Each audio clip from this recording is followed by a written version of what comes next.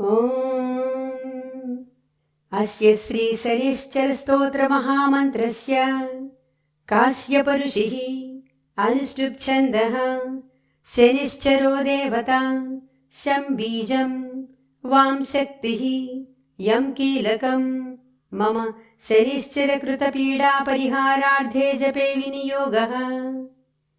ध्यानम् चतुर्भुजं शनिं देवं चापतूणीकृपाणकं वरदं भीमदंष्टं च नीलाङ्गं वरभूषणं नीलमाल्यानुलेपं च नीलरत्नैरलङ्कृतं ज्वालोर्ध्वमकुटाभासं नीलगृध्ररथावहं मेरुं प्रदक्षिणं कृत्वा सर्वलोकभयावहं कृष्णाम्बरधरं देवं द्विभुजं गृध्रसंस्थितं सर्वपीडाहरं नॄणां ध्यायेद्ग्रहगणोत्तमम्। अथ शनिकवचम्।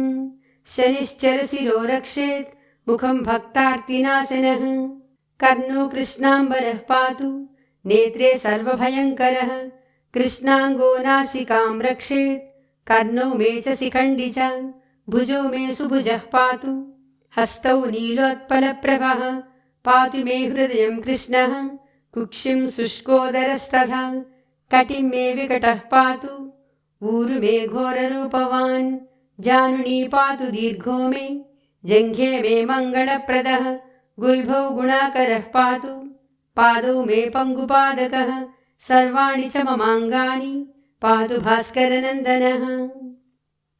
फलश्रुतिः यैदं कवचं दिव्यं सर्वपीडाहरं नृणां पठति श्रद्धया युक्तः सर्वान् कामनवाप्नुयात् इति श्रीपद्मपुराणे श्रीशनिश्चरकवचम्।